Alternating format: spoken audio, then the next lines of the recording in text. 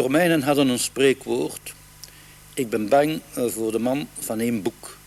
En ik ga u dus niet 1 boek vermelden, maar 7 boeken die chronologisch tussen de leeftijd van 12 en 18 jaar de sterkste indruk op mij hebben gemaakt. De Leeuw van Vlaanderen van Conscience, die mij verslaafd heeft gemaakt aan het lezen van boeken. Les Misérables van Victor Hugo en Der Eulenspiegel van Charles de Coster, die mij het bewustzijn hebben gegeven van de sociale kwestie. Het Communistisch Manifest van Marx en Engels, die mij de verklaring heeft gegeven van die sociale kwestie.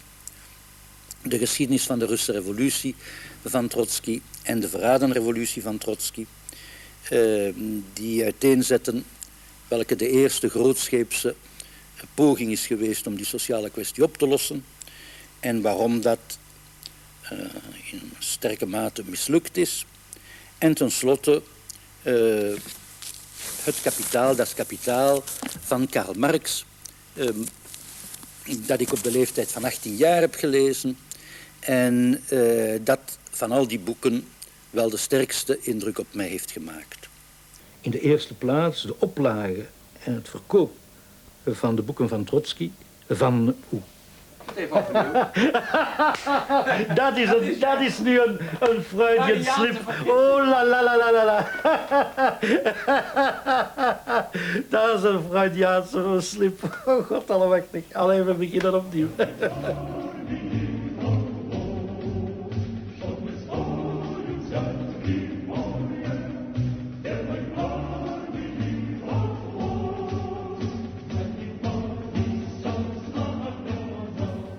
Between 1928 and 1938, the wage sum in Germany, total wage sum, remained exactly the same.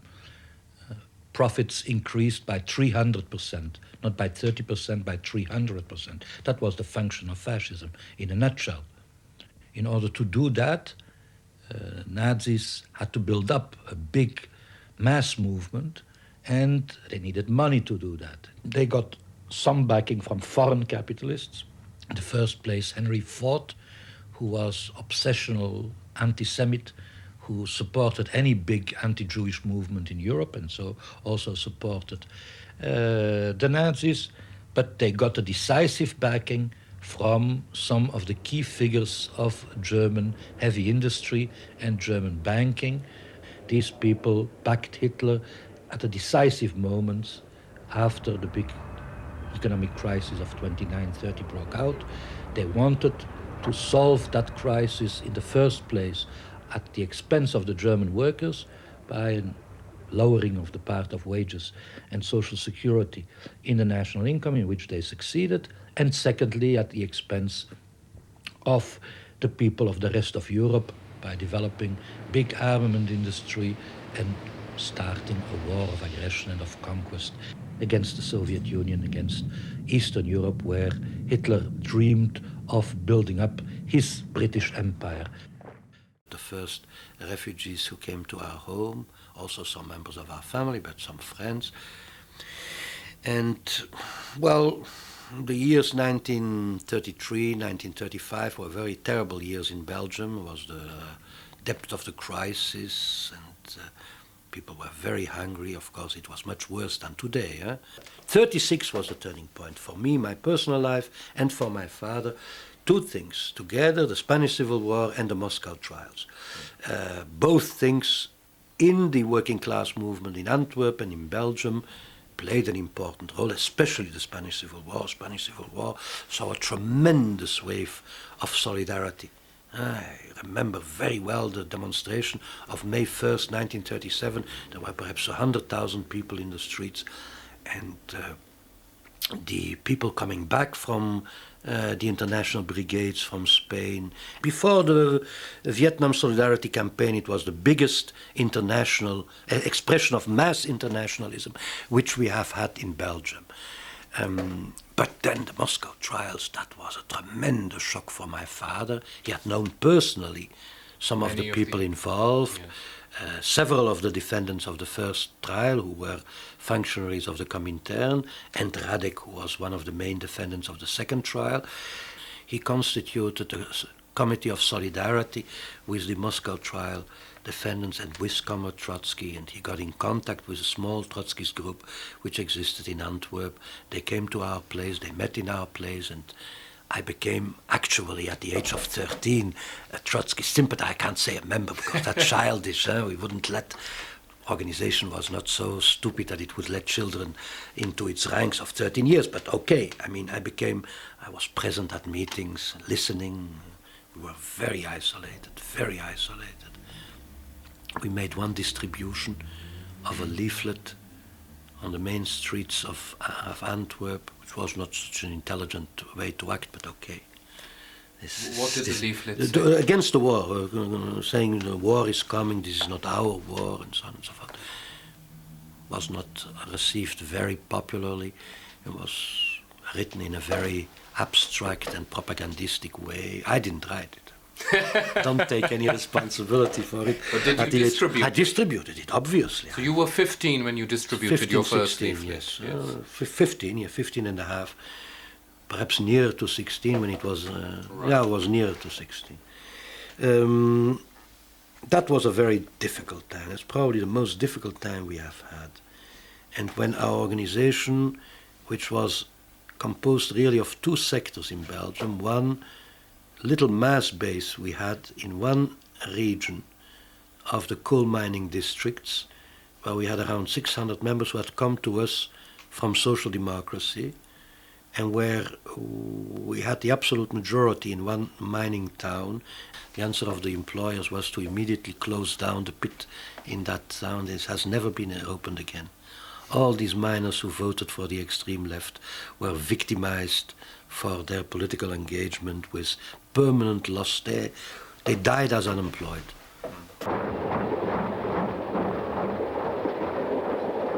So then the country was occupied, and the first weeks was total expectation, disorientation by everybody. The leader of the Socialist Party had been assistant prime minister and chairman of the Socialist Party, capitulated before the Nazis, Hendrik de Man. He made a public appeal to collaborate with the Nazis. Part of the trade union apparatus supported him. The CP published a legal newspaper under the Nazi... Stalin-Hitler Pact. Stalin-Hitler Pact, under the Nazi censorship. And we got our shock. We hesitated a moment. We were very weak, very small. And we hesitated a moment. And when we heard the murder of the old man, the murder of Trotsky, Belgian papers published the information the day after, 21st of August. Immediately, one of the legendary figures of Belgian communism, Comrade Polk, who had been a founding member of the Communist Party, member of the Central Committee, first Central Committee of the Communist Party right through the 20s, and who had become a Trotskyist, a left oppositionist at the end of the 20s. He came crying to my father's home. He had known the old man personally on several occasions.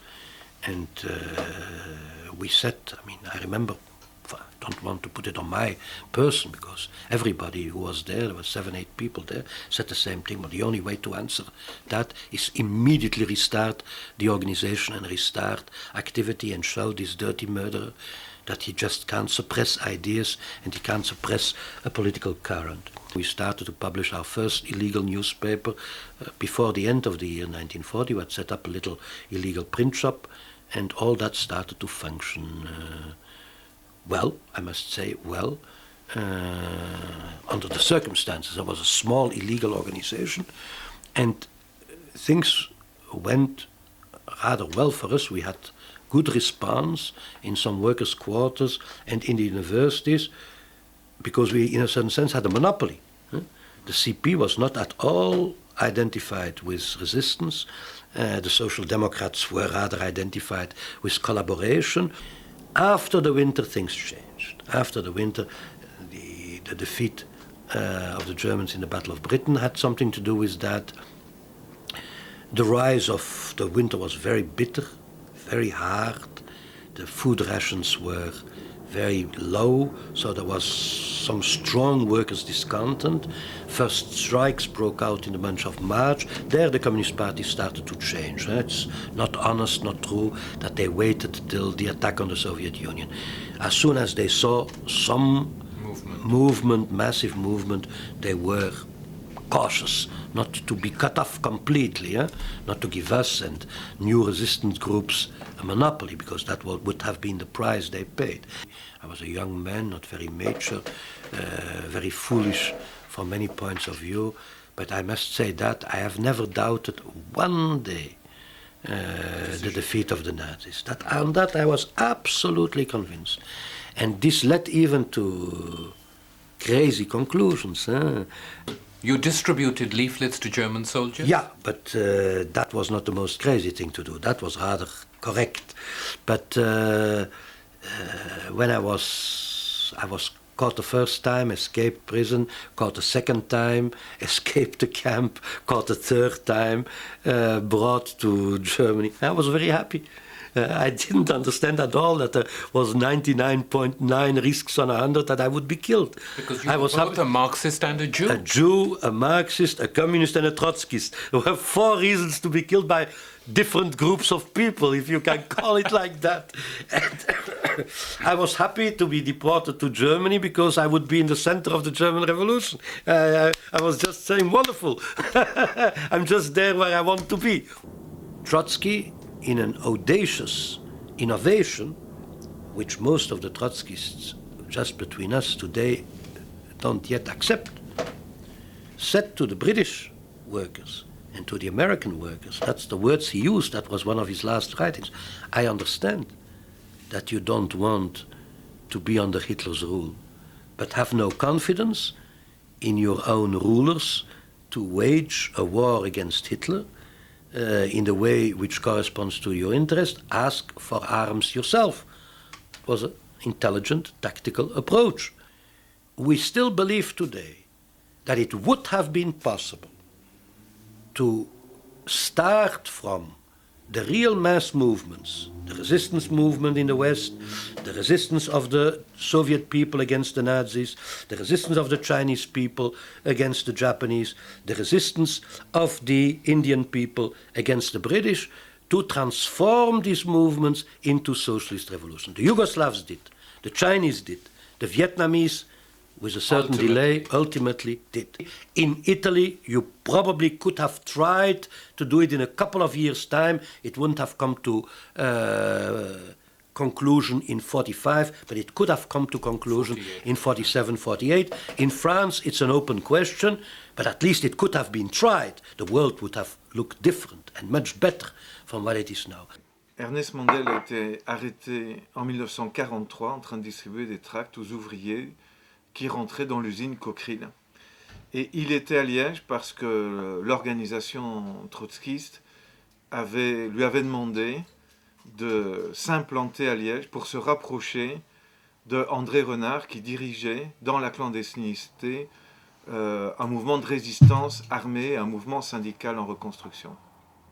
Après la Seconde Guerre mondiale, André Renard cherchait à s'entourer de jeunes anticapitalistes, et là, il a pris à son service Ernest Mandel dans l'équipe qui a rédigé le texte du congrès FGTB sur les réformes de structure.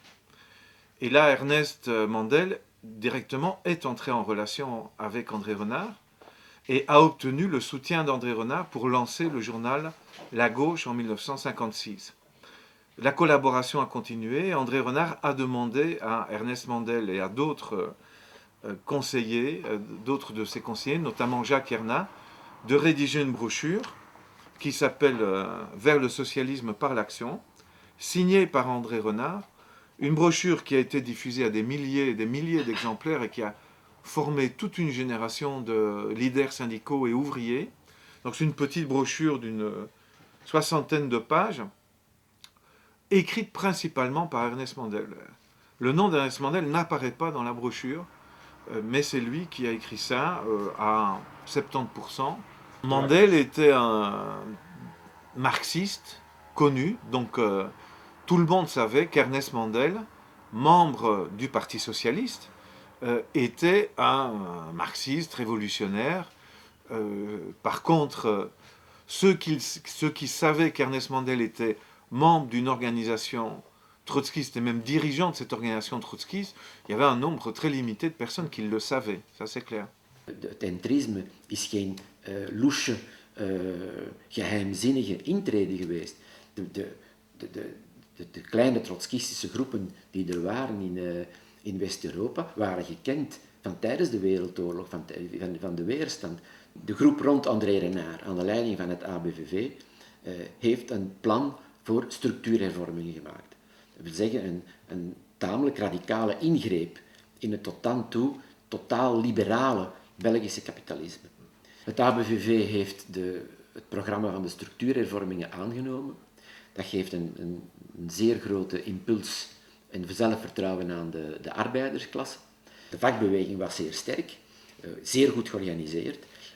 En er gaat dus een dynamiek ontstaan waarin dat Ernest Mandel een belangrijk aandeel heeft gehad natuurlijk. Hè. Er is een eerste grote mobilisatie, 30 januari 1960. En dan het begint te stuiven, laat ons zeggen. André Renard kondigt de algemene staking af in Luik tijdens het huwelijk van de koning en Fabiola, wat natuurlijk een zekere piment geeft. En dan is het vertrokken.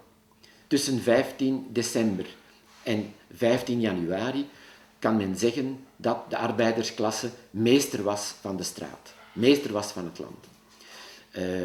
Met enorme betogingen, met vliegende piketten, met overal meetings en in sommige delen van Wallonië een soort dubbele macht, waarbij dat er, zeker in Luik, in Mons, maar zeker in de streek van Luik, waar er niks kon circuleren, geen enkele voertuig kon circuleren, tenzij met de stempel van het stakingscomité van de vakbond.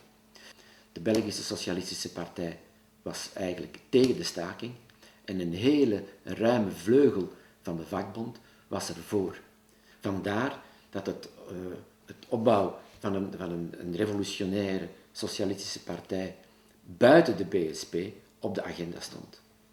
Op het eind van de jaren 50, begin van de jaren 60, was er een andere belangrijke strijd aan de gang in Algerië en in Congo. Terwijl de stakers aan het vechten waren voor hun job, werd Lumumba 17 januari 1961 vermoord.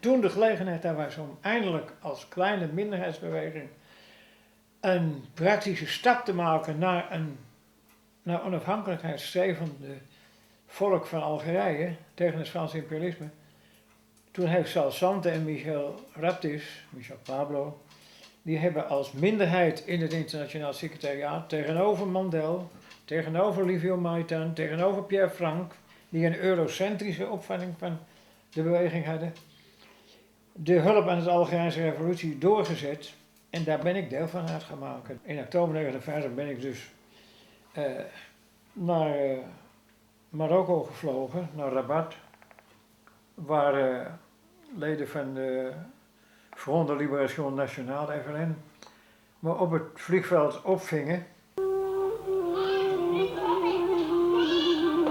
Dat was een hele typische ervaring, want 's morgens vroeg hoorde ik geen kerkklokken luiden, maar was het Allahu Akbar. Toen realiseerde ik me heel duidelijk dat ik in een ander deel van de wereld was terechtgekomen. Nou ja, goed, ik ben daar door die mensen vanuit Rabat naar een boerderij gebracht. En daar ondergebracht. En mijn blauwe overalletje aangetrokken. En nou ja, 's morgens vroeg opgestaan en door de tuin, de clementines plukkend, naar de werkplaats. En daar zijn we begonnen met het maken van stempels en matrijzen. Om alle onderdelen van het wapen te fabriceren. We hebben er in totaal 10.000 van gemaakt. Ik heb er honderden van ingeschoten in een proefloopgraaf. Op het laatst was ik helemaal duf van de kruiddamp. Dus het was een groot moment dat datgene wat we geproduceerd hadden, dat het werkte. Honderden van die dingen. Nou, het was geen wapenfabriek, het was gewoon een boerderij met grote loodsen. En in die loodsen daar stond, een beetje naar binnen, dat ze niet zo druk van buiten zichtbaar waren, daar stonden metaalbewerkingsmachines. En ook machines waarmee je stempels en matrijzen bevestigt. En dus stampwerk, metaalstampwerk uit banden. Nou, en die, op een gegeven moment begonnen we waar te nemen dat de Franse vliegtuigen die in Marokko aanwezig waren, officieel, de krachtens overeenkomst tussen de regering van Marokko, de zogenaamde onafhankelijke regering van Marokko en de Franse regering, dat die gewoon duikvluchten begonnen uit te voeren op die boerderij. En nou ja, goed, dan voel je natuurlijk een beetje klompen aan dat het geen zuivere koffie is, hè.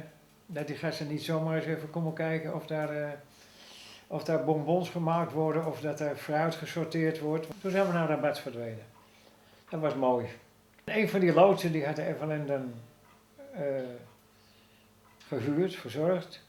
En daar waren al die machines die in 1 nacht tijd van hun fundamenten gelicht waren, die waren naartoe gebracht en die werden daar geïnstalleerd. En daar zaten we dan wel 24 uur, we kwamen niet naar buiten. Zaten we wel 24 uur op 24 uur, slaapplaatsen waren enzovoort. Maar voor de rest kwam je niet naar buiten. Misschien een paar 100 meter van een Franse kazerne vandaan, een paar 100 meter van een Amerikaanse kazerne vandaan, in Rabat. En toen ging het erom dat hele machinepark aan te sluiten op de in die loods aanwezige lichtleiding. En hoe ging dat? Want dan kan je niet zomaar die machines inschakelen. Want er staat een heleboel die klapt. Dan heb je kortsluiting. Dus dan was het heel langzaam, 1 machine aan de gang, een tweede machine aan de gang. En op die manier hebben we daar gewerkt. Geweldig, geweldig. Groot respect voor de Algerijnen die dat georganiseerd hebben. Ja, meesterlijk.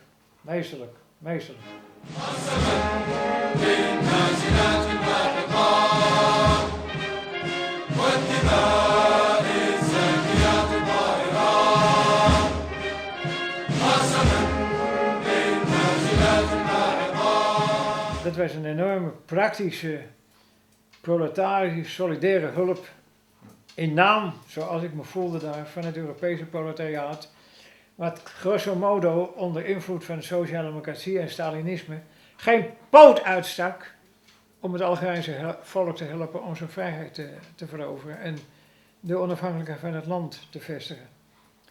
Schandaal, enorm schandaal. De Franse Communistische Partij had nadrukkelijk verboden iedere hulp aan de Algerijnse revolutie. Leden van de Communistische Partij in Frankrijk die betrapt werden op praktische hulp, op het laten onderduiken op hun adres, om ze te helpen, de Algerijnse revolutie te helpen, die werden geïnjecteerd. Met andere woorden, het Stalinisme heeft zich wat betreft de Algerijnse revolutie volkomen chauvinistisch, nationalistisch, racistisch en contra-revolutionair opgesteld ten aanzien van de vrijheidsstrijd van de Algerijnen. Gruwelijk. Nou kijk, de onafhankelijkheidsstrijd van een zich vrij vechtend volk van het imperialisme, daar kan je geen centimeter langs leggen, beantwoorden ze aan die en die en die en die revolutionaire categorieën. Doen ze dat wel, dan steunen we ze. Zijn ze nog niet zuiver op de graad, dan steunen we ze niet, dat is flauwekul. Een volk komt op een gegeven moment in verzet tegen zijn onderdrukking. Wat zijn motieven zijn, of het nou socialistische, revolutionaire of zelfs nationalistische zijn. Ze zijn in verzet, verzetten zich tegen de onderdrukking en uit internationalistische, revolutionaire opvatting dienen ze te helpen en bij te staan. Dat is het. Aujourd'hui, le cessez-le-feu est proclamé.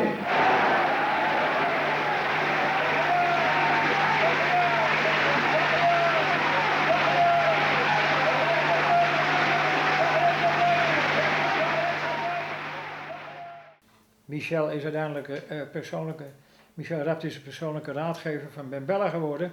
Heeft in de grondwet van het onafhankelijk Algerije het arbeidersbeheer van de productie weten te introduceren. De autogestion, een van de centrale principes van de Vierde Internationale, ten onderscheide van alle andere bewegingen. En dat is aanvaard. Dat is in de grondwet van Algerije aanvaard. En dat is de ideologische bijdrage geweest op topniveau van de Vierde Internationale via de persoon Michel Raptis als raadgever van Ben Bella.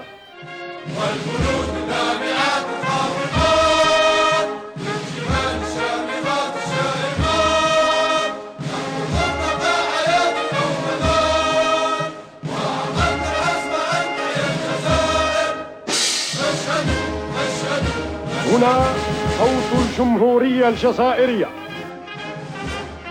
On s'est retrouvé en fin 64 devant une menace quasiment sûre d'être exclu des étudiants communistes et du PC pour ceux qui y étaient. Alors on a convoqué, c'était pas prévu dans notre stratégie, on pensait que l'entrisme allait durer plus longtemps. Alors on a convoqué une réunion de la 4 à toute vitesse, un stage. Je me rappelle dans la haute montagne à Briançon. Et à ce stage, donc, on a discuté très très longuement qu'est-ce qu'on allait faire. Et là, on a décidé de créer une relation de jeunesse en disant qu'on n'était pas préparé à ce que ça soit une organisation membre de la 4e internationale, mais qu'il y avait matière, c'était une tentative un peu osée, hein, parce que personne ne l'avait fait, de créer une organisation plus large, on disait de guévariste. Parce qu'à l'époque, c'était quand même ça qui enflammait les jeunes et tout. Donc on disait marxiste, révolutionnaire, internationaliste, guévariste.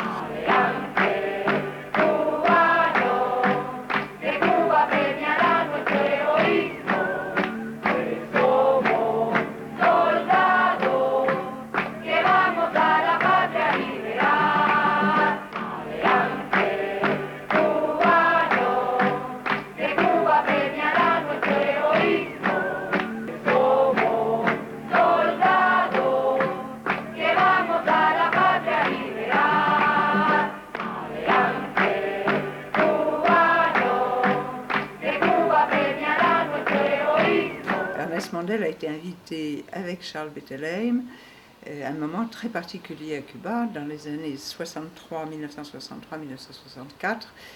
Il y avait à Cuba à ce moment-là, sous l'impulsion de Che Guevara, un grand débat qui portait sur la politique économique, sur les grands choix d'orientation stratégique pour Cuba à l'époque. À un moment, on est en 63-64, 4 ou 5 ans après la victoire de la révolution cubaine, à un moment où Cuba est à la fois confronté aux menaces d'agression des États-Unis et en même temps en train de se rapprocher très très étroitement de l'Union soviétique, ce qui est une condition absolument indispensable pour sa survie.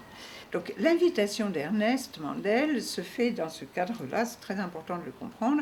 Et elle est évidemment très problématique. Pourquoi? Parce que Ernest Mandel est connu comme un économiste marxiste. Le Che avait lu le traité d'économie.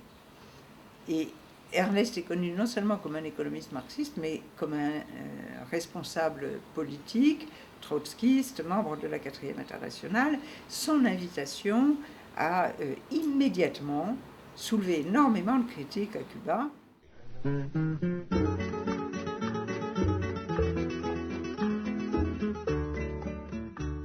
Pour l'essentiel, ce qu'ils ont débattu, des analyses réciproques qui étaient les leurs, bilan de l'Union soviétique, le stalinisme, les problèmes de la transition au socialisme.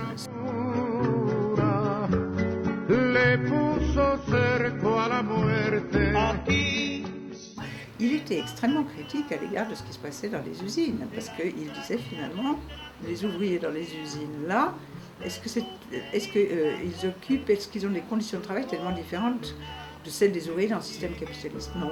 Et lui développait une idée qui lui a valu beaucoup de déboires. Il disait, premièrement, les dirigeants doivent donner l'exemple et donc doivent travailler davantage, n'avoir strictement aucun privilège par rapport à ceux des salariés ou des ouvriers. Ils doivent montrer l'exemple en participant le dimanche au travail volontaire, ce que lui faisait systématiquement.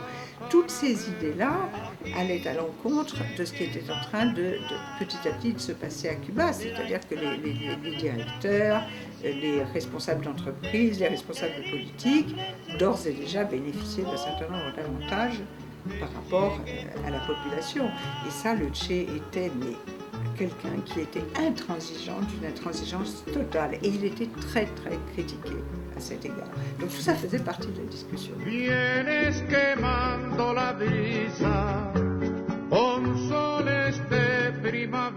Aussitôt qu'il y avait le moindre privilège matériel dans sa maison, il avait des colères noires. Par exemple, pendant toute une période, on livrait des repas spéciaux aux dirigeants à Cuba, parce que la situation alimentaire était très difficile. Il les renvoyait, il les refusait. Il allait manger à la cantine du ministère de l'Industrie avec les autres salariés. On lui avait imposé des gardes du corps. Il ne voulait pas entendre parler de gardes du corps. Alors il avait dit, bon, écoutez, je vais prendre des gardes du corps qui sont de préférence des paysans analphabètes, qui ne savent pas lire et pas écrire, et il consacrait une partie de son temps, pour quelqu'un qui était très occupé, qui dormait 3 ou 4 heures par nuit et encore, à apprendre à lire et à écrire à ses gardes du corps. Une fois qu'il savait lire et écrire, il les renvoyait et il en faisait venir d'autres.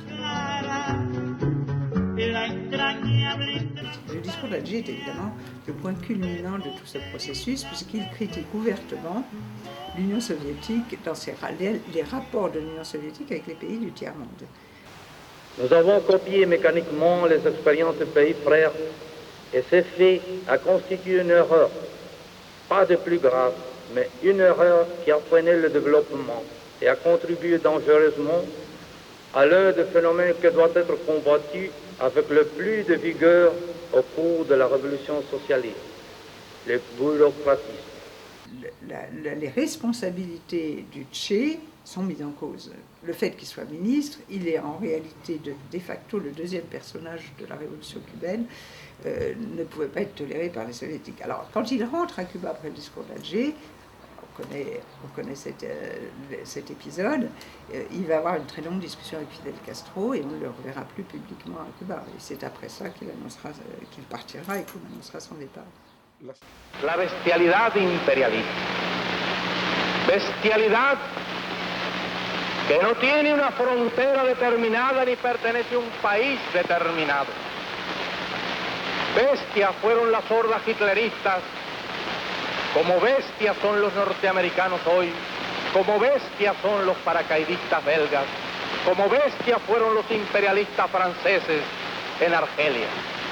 Porque es la naturaleza del imperialismo la que bestializa a los hombres, la que la convierte en fieras sedientas de sangre que están dispuestas a degollar, a asesinar, a destruir hasta la última imagen de un revolucionario, de un partidario de un régimen que haya caído bajo su bota o que luche por su libertad.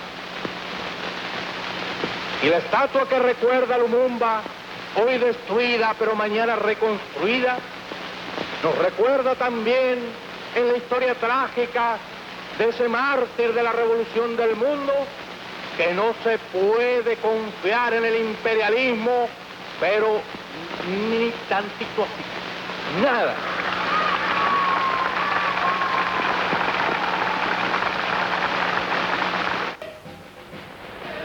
Ellos trataron de masacrar a Argelia, pero Argelia fue libre. Tratan hoy de liquidar al pueblo de Vietnam, pero el pueblo de Vietnam es más fuerte que ellos y la lucha sigue, seguirá hacia la victoria.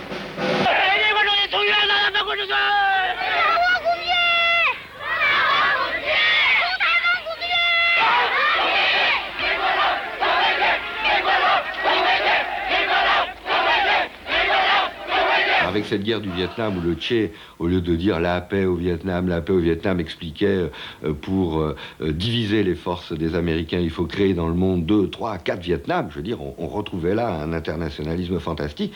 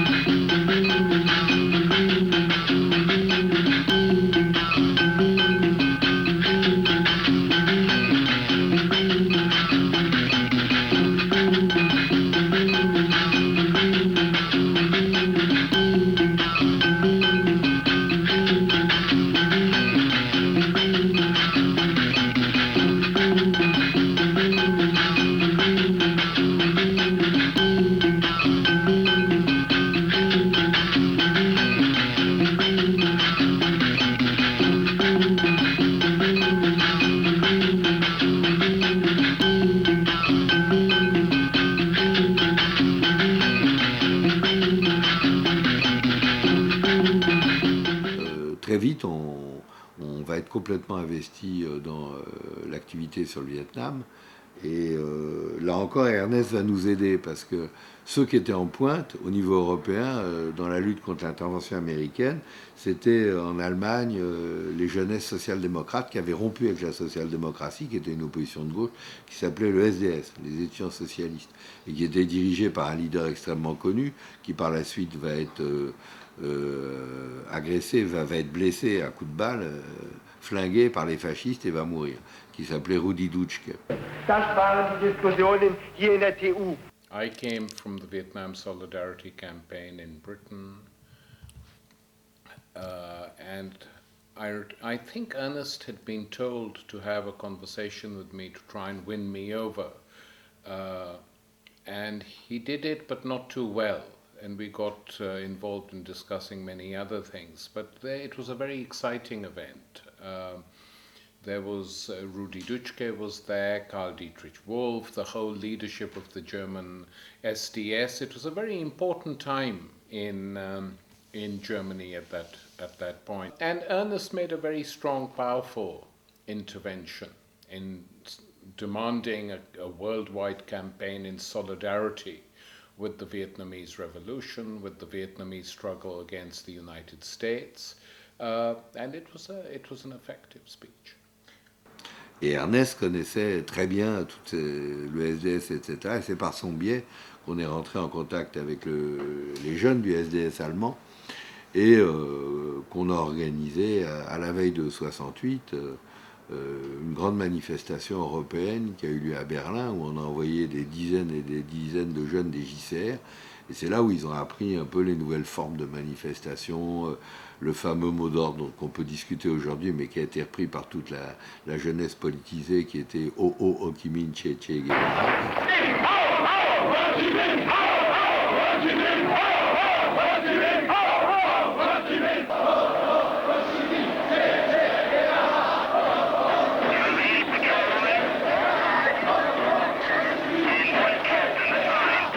initiative to launch the Vietnam Solidarity Campaign was one of the central initiatives taken by the Fourth International. And they did it all over the world, wherever they had a few people. And it was very effective and very correct. It was a necessary thing to do, and that's why it was effective. It was related to something which was real, that was going on. And it began to organize people in this way. That's the main principal reason I was attracted to the Fourth International, was because of the Vietnam Solidarity Campaign. Are you going? Hell no! Are you going? Hell no! A little louder! Hell no! Black people! Hell no! White people! Hell no! God! Black power! BB! Bang bang! On God! Black power! BB! Bang bang! On God! Black power!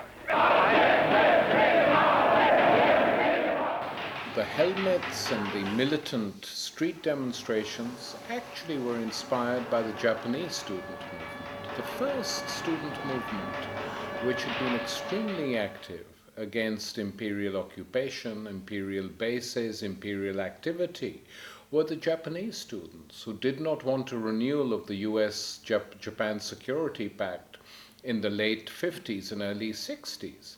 And it was the Kakamaru and the Zengakuren and their dramatic way of demonstrating the snake dance they used to do. They made it impossible for an American president to land in Tokyo. He had to go via helicopter. And it suddenly appeared that the three sectors of the World Revolution, as the Fourth International used to call them, had all been combined into 4 or 5 months of frenetic activity. And it appeared at the time as if the program of the Fourth International, which Ernest Mandel used to defend and propagate, was being fulfilled on the streets, that reality and the program had come together, which is, of course, as you know, not always the case.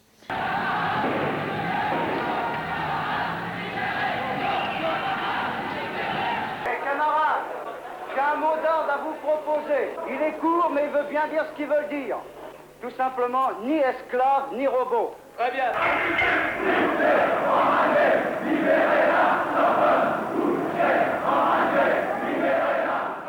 Ernest, qui suivait ça très près, parce que pour lui c'était, comme toujours avec son optimisme parfois un peu trop fort, il voyait déjà les prémices de la Révolution, etc. Donc il est arrivé à Paris. Et quand il y a eu la fameuse nuit là, des barricades au quartier latin, rue Gay-Lussac, il s'avère que c'était la rue principale où il y avait les barricades.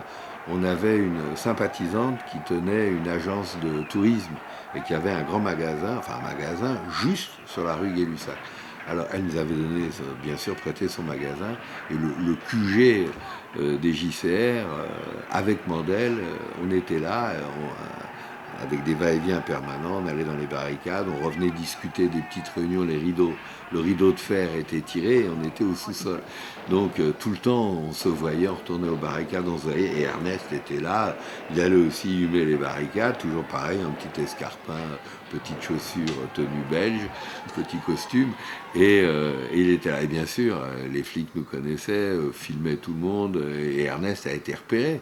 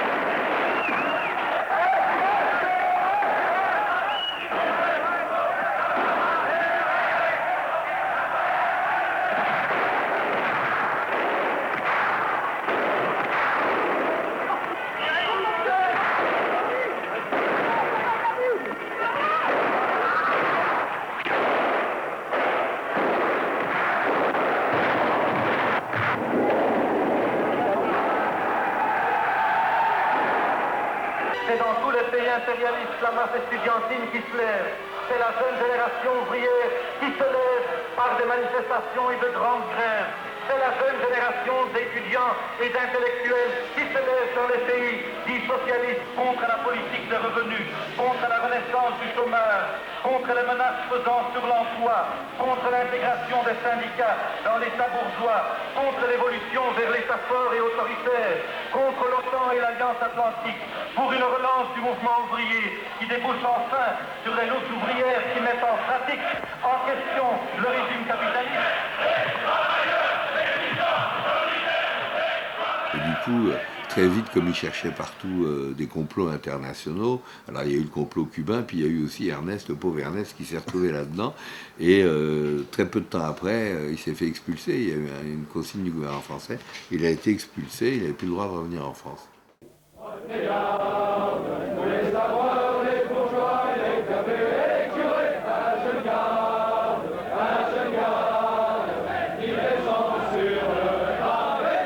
Le 21 juin 1973, l'organisation d'extrême droite Ordre Nouveau, qui sont les ancêtres du Front National, avait donc décidé de faire le premier grand rassemblement à Paris, comme par hasard, contre l'immigration sauvage. On avait décidé, avec d'autres petites organisations d'extrême gauche, de s'affronter à ce meeting.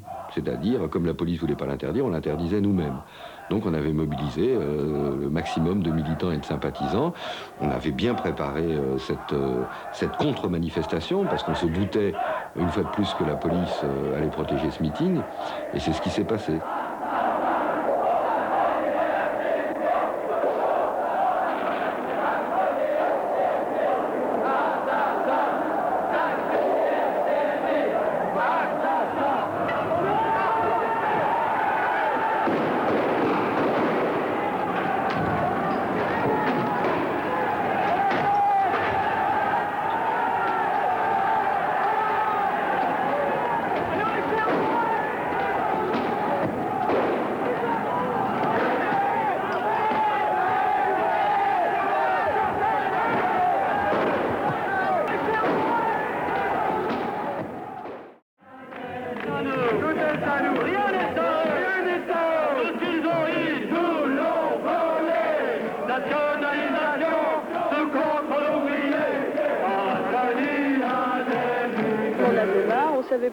On n'avait pas encore établi exactement pourquoi on voulait occuper l'usine, mais on voulait l'occuper et tout le monde voulait l'occuper.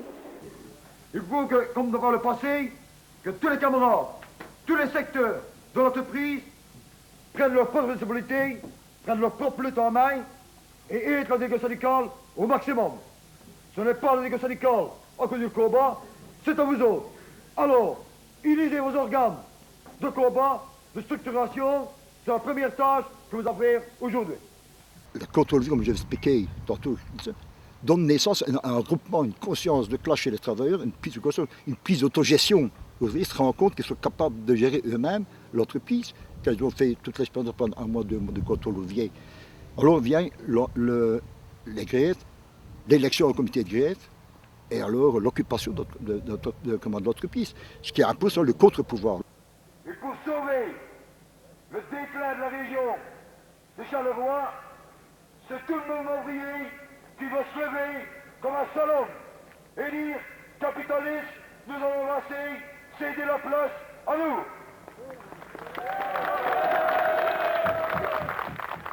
Nous sommes maîtres dans l'entreprise, nous allons gérer nous autres mêmes. Tant que nous n'avons pas gagné, nous ne céderons pas. Remontez la gauche, occupation avec la Verbelle, sous contrôle ouvrier.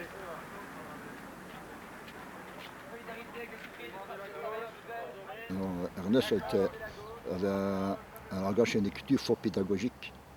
Nous avions, nous, à Gilliard de la Belgique, créé une bibliothèque ouvrière avec les pourcentages des cotisations perçues par les travailleurs. Et il y avait beaucoup d'écrits d'Ernest, surtout sur le compte ouvrier, sur l'autogestion ouvrière, et tout ça. Et je n'ai jamais vu un travailleur qui me reportait le livre en me disant « c'est incompréhensible ». L'occupation du comité de grève, elle ne peut avoir qu'un contre-pouvoir politique, qu'en unifiant tous les comités de grève, au niveau régional et au niveau interrégional, et on fait un comité de grève national, une sorte de parlement ouvrier, quoi, qui contredit le gouvernement national. C'est un petit peu ça, enfin, c'est la dialectique d'une révolution socialiste gestionnaire. Je crois qu'il faut retenir de toute la grève qu'on a menée, c'est que ça soit surtout perçu par l'ensemble de la classe ouvrière en Belgique comme un modèle de structuration d'un combat. Et qu'il ne doit pas simplement se limiter à une grève isolée, mais qu'il doit être repris lorsqu'il y aura une grève générale de type 60-61, que demain, que tous les travailleurs occupent leur entreprise, élisent un comité de grève, centralisent leur comité de grève au niveau régional et au niveau national, en un mot qu'on en fasse une sorte de conseil ouvrier. Et je crois que c'est ça, la voie et la marche à suivre si on veut arriver à une création d'une société socialiste sans classe. Camarades, j'en ai fini. Maintenant, nous rentrons, comme nous l'avons fait à chaque grève, dans l'entreprise, en chantant l'Internationale et Drapeau Rouge en terre.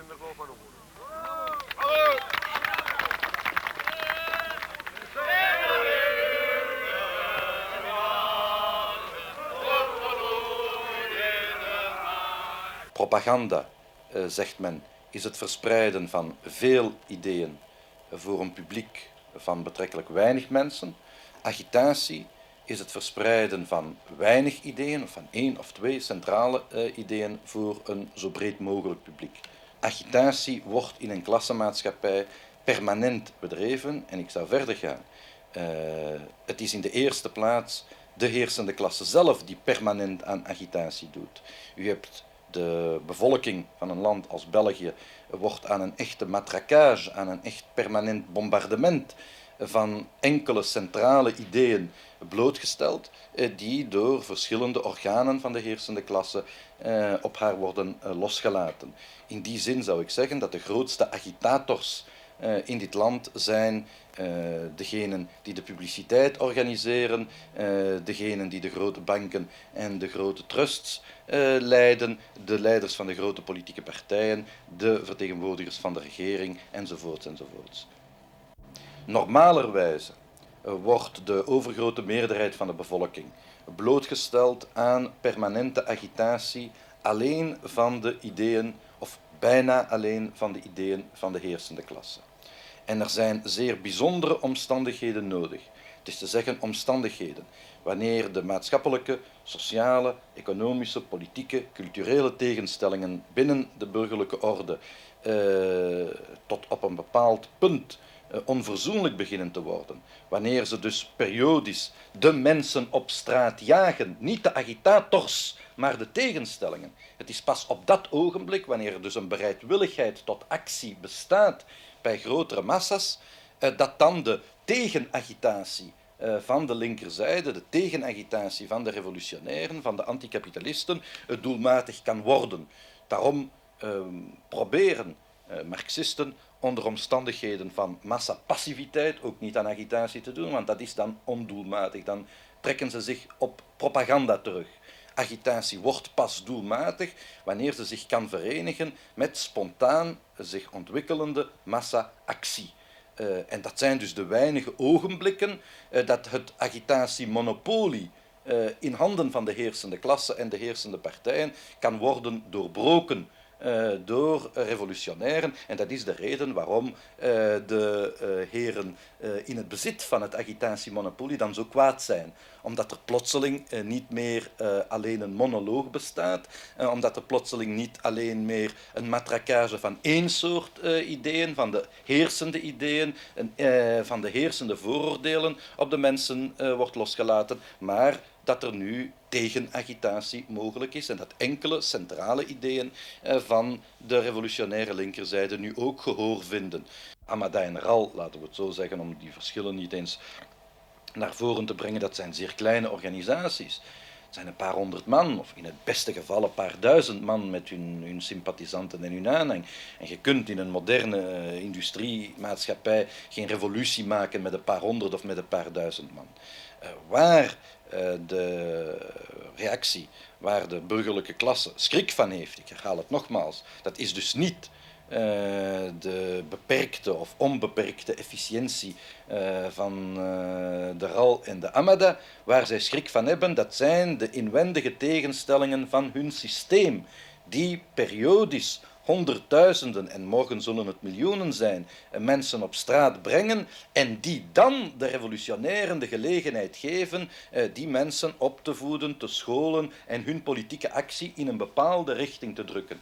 Maar ik kan hen een goede raad geven als zij de doelmatigheid van de agitatie op nul zouden willen herleiden, dan moeten zij minder aan repressie denken en minder aan repressie doen en een beetje meer proberen hun inwendige tegenstellingen van hun systeem op te schorten of op te lossen of uit te schakelen en op die manier verhinderen dat spontaan van tijd tot tijd 10, 100.000 mensen op straat komen om redenen van objectieve ontevredenheid.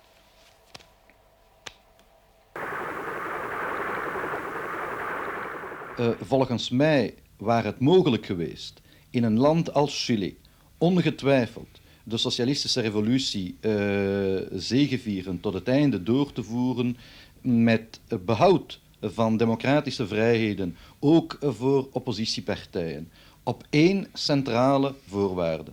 Op voorwaarde dat de arbeidersklasse bewapend waren geweest, op voorwaarde dat een nieuw soort staatsapparaat waren opgericht, op voorwaarde, met andere woorden, dat de politieke macht in de werkelijke zin van het woord in handen waren gelegd van de werkende klasse. Dus volgens mij ligt de centrale oorzaak van het mislukken van dat experiment niet in de economische verwarring of in de economische woelingen die hebben plaatsgevonden, alhoewel het wel kan vastgehouden worden dat op dat gebied eveneens de Allende-regering inconsequent is geweest, dat zij heeft geprobeerd gesocialiseerde grote nijverheid te verbinden met het voortbestaan van markteconomie en van privaat-kapitalistische economie in te vele sectoren. En die hybride verbinding die kan niet werken, nietwaar? Wanneer de kapitalisten het vertikken te produceren en te verkopen op wettelijke wijze, dan moet men hen vervangen en niet proberen hen toegevingen te doen zoals Allende dat heeft gedaan.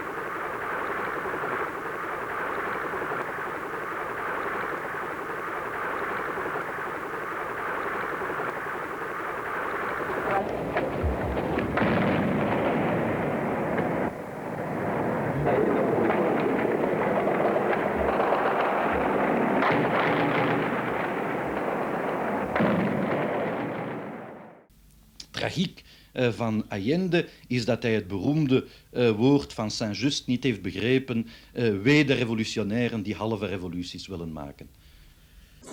Prendo la Villa Morena, terra da fraternidade.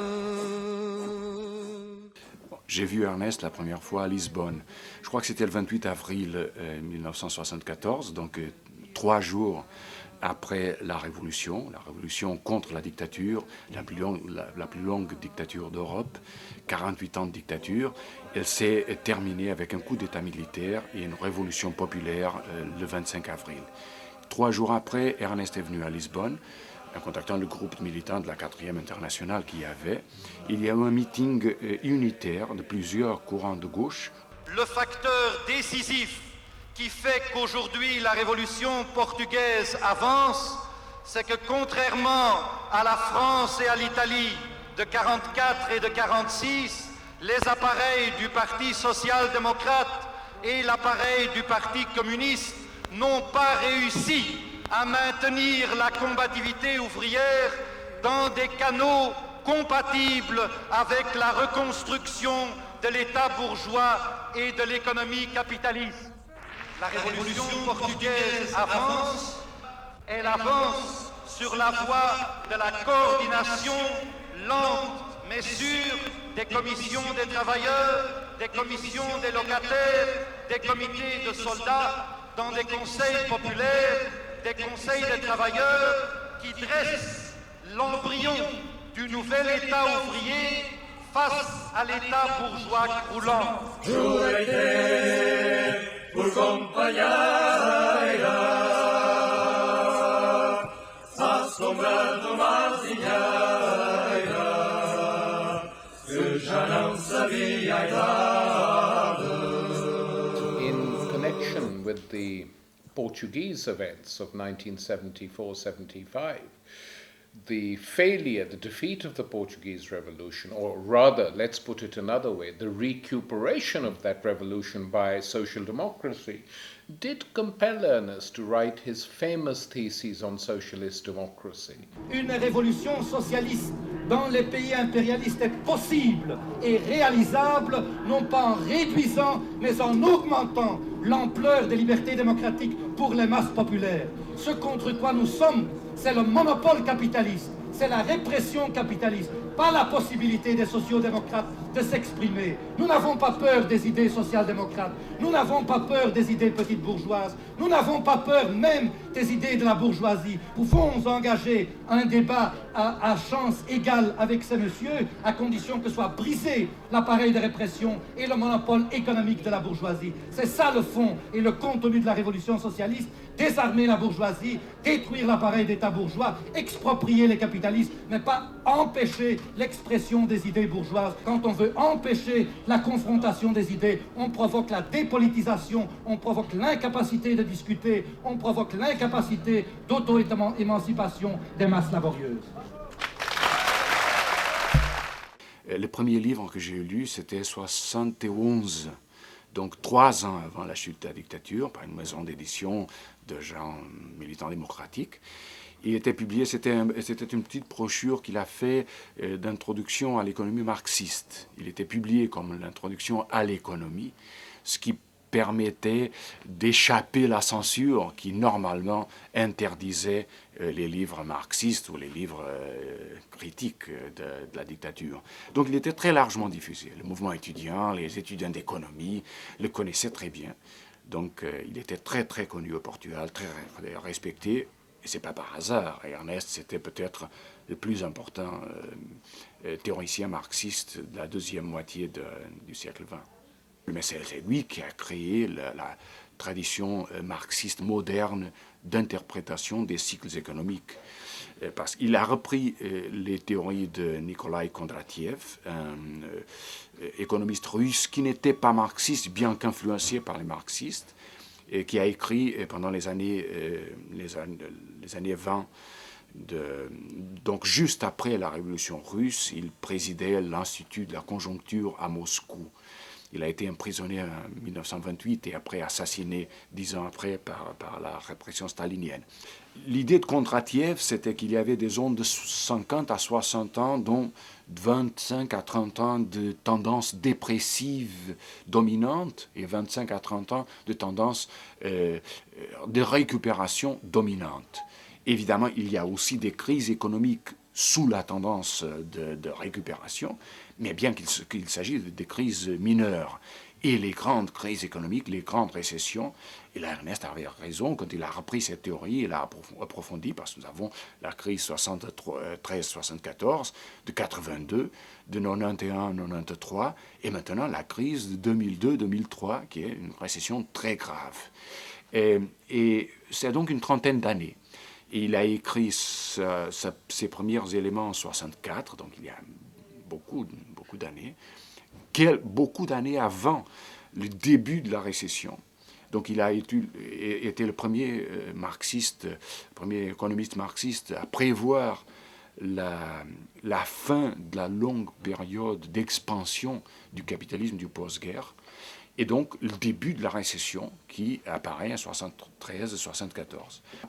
Et c'est surtout son magnum opus en économie, c'est l'interprétation du capitalisme tardif, du capitalisme du troisième âge, comme il est publié en langue française, qui consolide et développe sa théorie sur les crises économiques. Ernest a bien réinterprété et enrichi la théorie marxiste en la transformant d'une façon à être beaucoup plus un outil d'interprétation du capitalisme moderne du XXe siècle. C'est la grande contribution marxiste de ce point de vue. Ernest Mandel, déjà au début des années 70, avait perçu la question de la dette et c'est présent dans son fameux livre « Le troisième âge du capitalisme ». Et puis, quand la crise de la dette a explosé en 82, et que la direction cubaine, Castro, en 1985, a lancé une énorme campagne sur le thème « La dette est impayable », Mandel a tout de suite réagi et a considéré que c'était une campagne absolument centrale. Et a écrit une brochure qui s'est appelée 10 questions, 10 réponses sur la dette, en montrant que c'était une des faiblesses du système de domination capitaliste mondial. Voor Ernest Mandel is het socialisme nooit beperkt geweest tot de arbeidersklasse en zijn behoeften. Het gaat veel verder, het heeft een veel grotere, bredere dimensie. Want de drukte in de derde wereld, de vrouwenonderdrukking, het leefmilieu.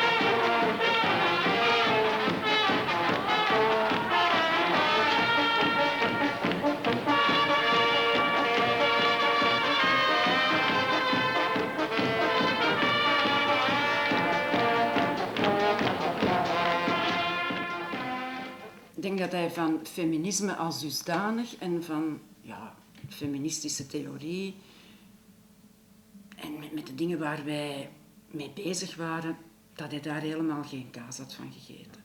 Dat was trouwens ook een hele lieve, paternalistische mens, dus hij kende dat niet. Maar het politieke impact wel, daar had hij... Ja, ik hoor hem nog zeggen op een centraal comité dat vooral de abortusstrijd, de strijd voor abortus uit het strafrecht, van essentieel belang zou zijn. Of van essentieel belang was, want die was al gaande. En ik denk dat hij effectief gelijk heeft gekregen. Ten eerste heeft dat de beweging zeer lang aan de gang gehouden. Dat is één. Ten tweede is dat geëindigd op een overwinning. Abortus is gelegaliseerd. Het is nog niet helemaal wat we willen. Het is niet abortus uit het strafrecht, maar het is gelegaliseerd. En ten derde denk ik dat het recht op abortus en eigenlijk het zelfbeschikkingsrecht op hun lichaam, het zelfbeschikkingsrecht van vrouwen op hun lichaam, dat een van de allerbelangrijkste verwezenlijkingen is van het feminisme, terwijl wij misschien toen eerder dachten dat op het vlak van arbeid zou liggen. J'ai pas envie de me battre, j'ai aucune envie de me battre contre des mecs, mais j'ai vraiment envie de me battre contre les mecs qui sont contre l'avortement, parce qu'ils viennent nous baiser, puis après ils se barrent en disant démerde-toi. La capote percée, l'union mal calculée, le bidet cartoiré. Ah, mon Dieu, c'est embêtant d'être toujours enceinte. Ah, mon Dieu, c'est embêtant de ces avortements. Ja, van in het begin dat ik betrokken was bij het feminisme, namelijk in Dolomina al, stelden wij die samenhang tussen feminisme en socialisme. De slogan van Dolomina was: een rebelse meid is een parel in de klassenstrijd. En in de FemSoc-beweging hebben we dat dan helemaal verder uitgediept. Voor de KP was dat duidelijk een kleinburgerlijke beweging die dringend terug in de arbeidersrangen moest binnentreden. Voor Amada was dat eigenlijk ook het geval. Bovendien was Amada toen tegen de eis van abortus uit het strafrecht. En ik heb toen de keuze gemaakt om lid te worden van SJW, omdat zij de enige waren die verbinding legde tussen de socialistische strijd en de feministische strijd. En dat er toch al een aanzet was, ik zeg een aanzet, want later hebben we dat ook verder uitgediept, een aanzet was van erkenning van het belang van een autonome vrouwenbeweging. Voilà.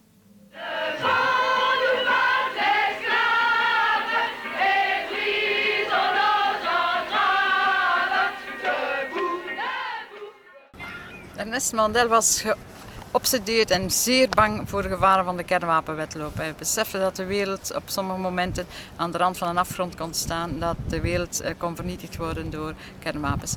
Een andere zaak die mij geweldig getroffen heeft, is zijn analyse van het kapitalisme, waarin hij voor mij voor de eerste keer duidelijk maakte dat de ecologische crisis, de milieucrisis in de wereld gefundeerd is, veroorzaakt wordt door de manier waarop het kapitalisme voortdurend nieuwe producten maakt, nieuwe processen begint, zonder ooit de ecologische gevolgen na te gaan. Waarom is dat? Niet omdat die kapitalisten slecht zijn, maar omdat ze de eerste willen zijn op de markt met een nieuw product. En die razende concurrentiewetloop die veroorzaakt heel veel van de milieucrisis die we op het ogenblik kennen. En dat besef heeft mij doen nadenken over de band tussen ecologie en anticapitalisme. De groenen daarentegen beschrijven symptomen van de crisis, maar gingen nooit naar de wortels van het kwaad toe. En op een bepaald moment in een debat heeft Ernest de mooie vergelijking gemaakt.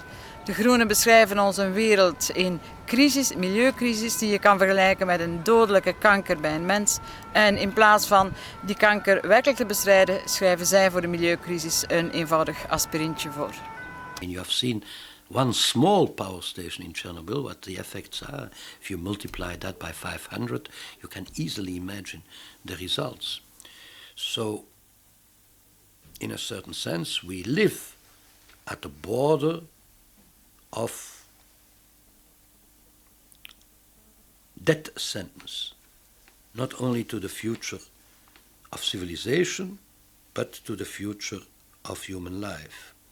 But that makes the struggle for socialism all the more meaningful and all the more urgent. The only way in which you can prevent such a catastrophe is for the mass of the producers on a worldwide scale to become the masters of their factories and of the goods which they produce.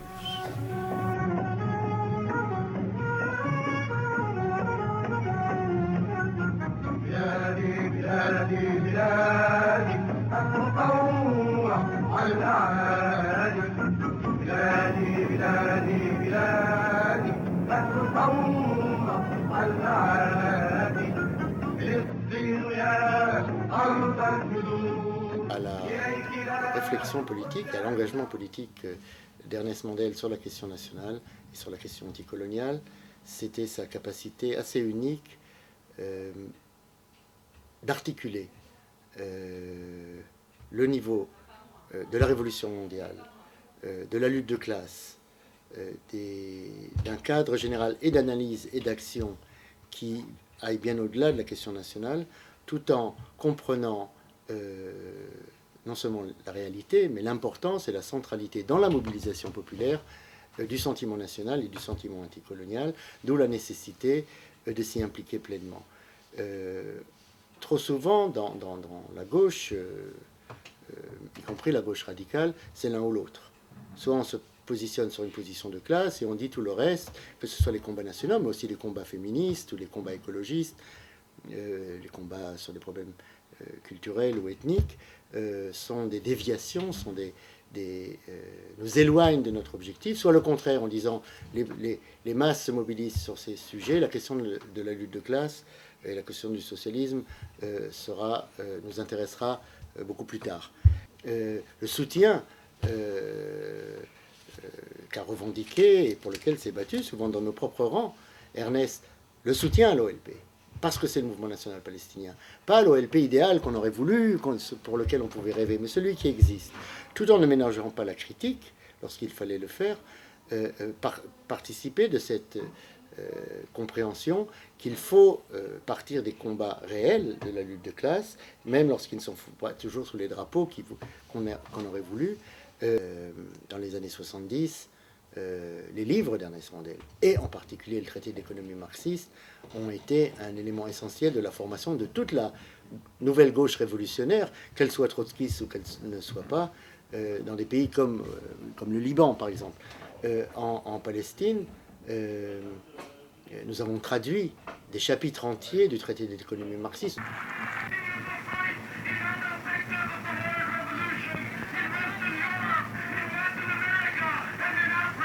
For me, Ernest was one of the thinkers of the 20th century who tried to make Marxism real. And he was at his peak and at his most effective when you had mass movements. And the books he wrote on Marxist economic theory, the formation of the economic thought of Karl Marx, and many, many brilliant pamphlets. He was a wonderful pamphleteer.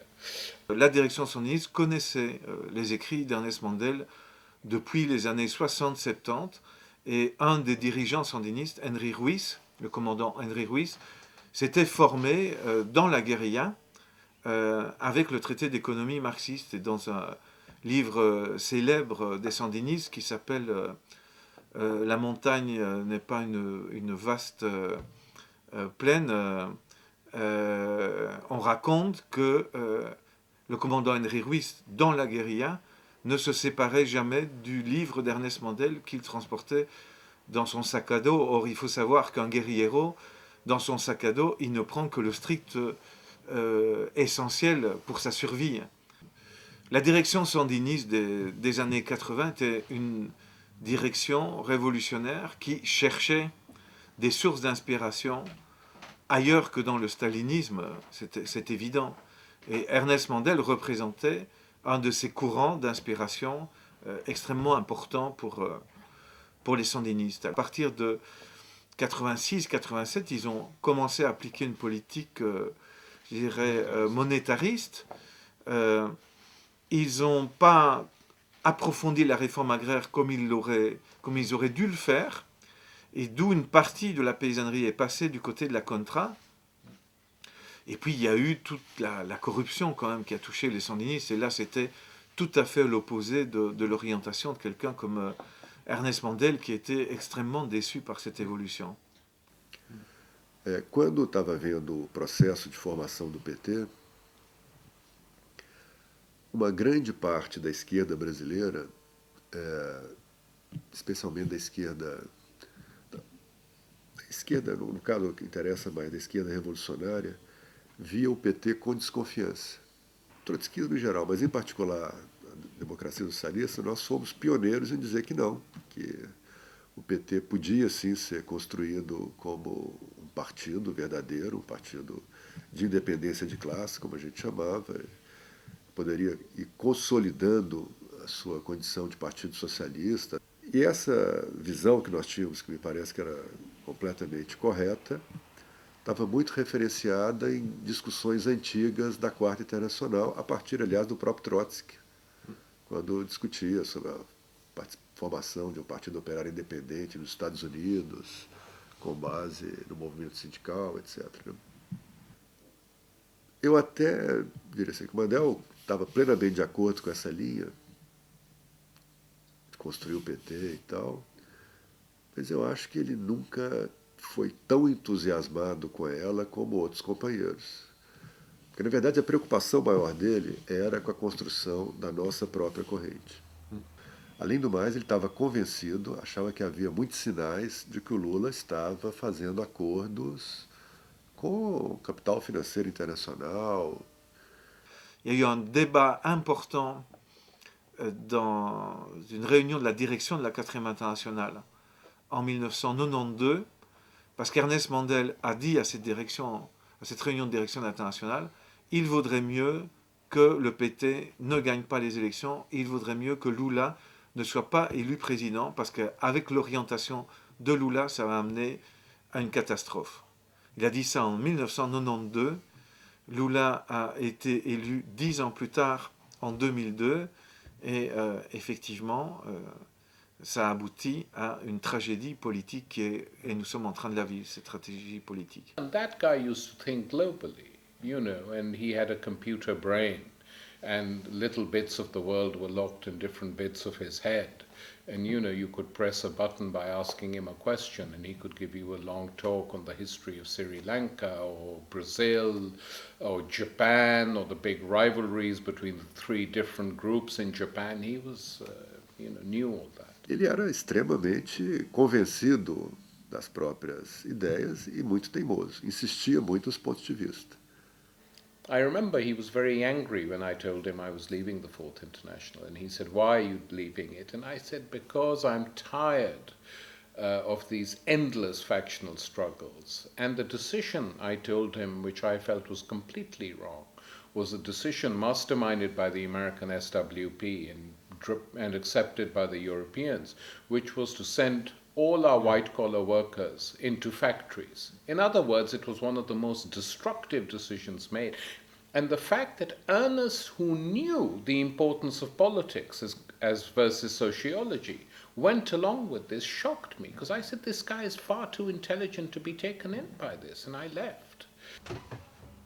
Ce qui a souvent provoqué des critiques, voire des réactions ironiques par rapport à Ernest, cet optimisme exagéré face aux potentialités de l'être humain, je dirais, pas seulement de la classe ouvrière, aux capacités émancipatrices, créatrices, sociales de l'être humain, je crois que c'est exactement ce qu'il faut faire passer aux jeunesses. C'est un optimisme débordant parfois, avec des erreurs même. Je me rappelle un meeting qu'il a fait à Paris au moment des émeutes en Allemagne, avant le renversement du mur, où Ernest a fait un discours, alors là, trop enthousiaste, voyant quasiment la révolution politique triompher en Allemagne. Bon, mais ceci dit, son optimisme était indispensable, parce que pour des petites organisations, même s'il y a un décalage historique, c'est quand même bien, parce que globalement, il a quand même eu raison, la preuve, la Ligue aujourd'hui ou d'autres organisations. On n'est pas en trop plein d'optimisme, on l'était peut-être dans les années 60 ou 70, on est dans un déficit énorme d'optimisme et de croyance en soi.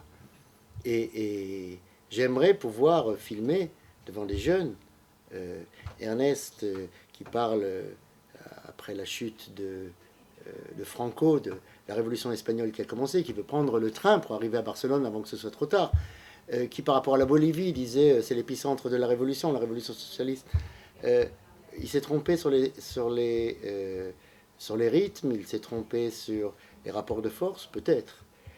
Mais cette croyance très profonde qui est pour moi, ça c'est l'humanisme marxiste, c'est une croyance extraordinairement profonde dans la capacité de l'homme d'être libre.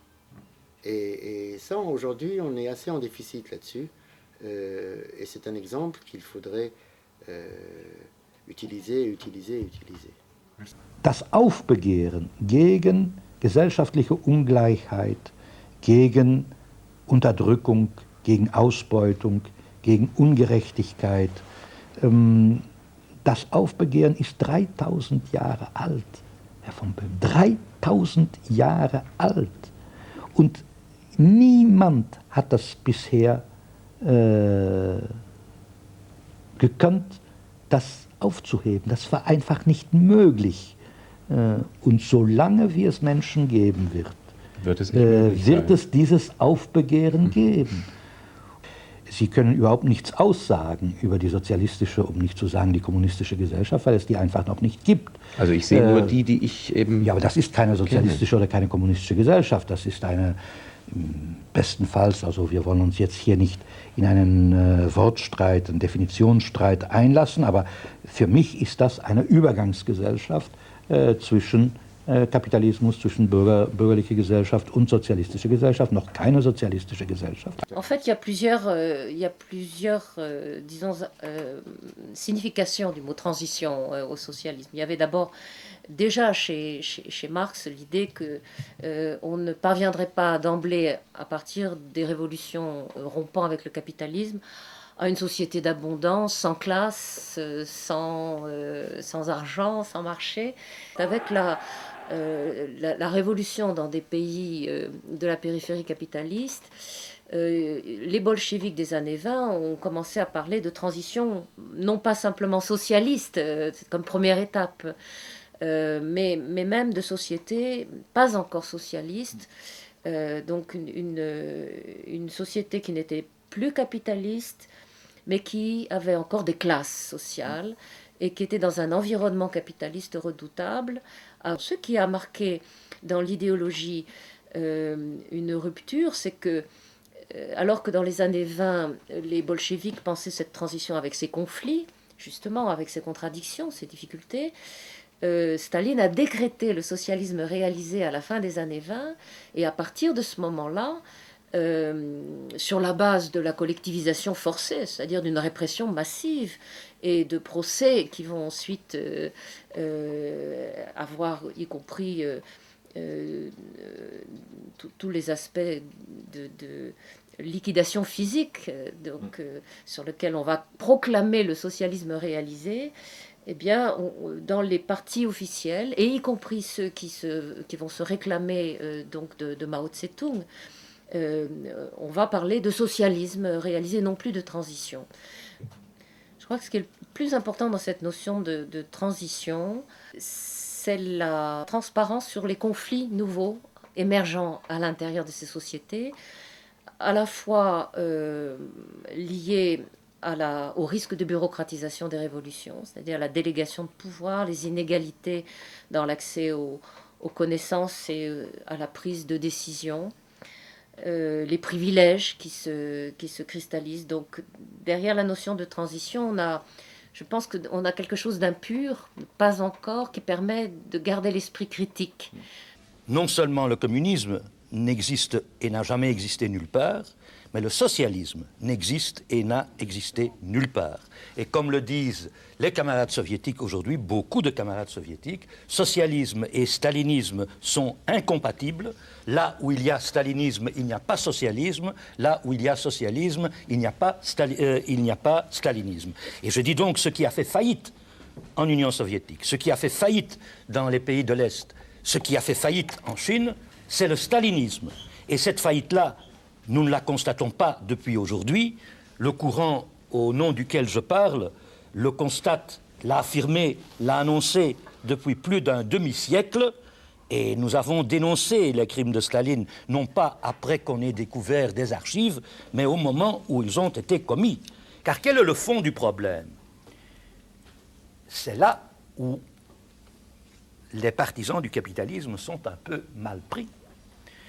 C'est qu'au fond, ce qui ne va pas dans ces pays-là, et ce que Gorbatchev a compris, je le salue, et il essaye de le corriger, mais il essaye sans grande réussite, c'est que la majorité des gens en a marre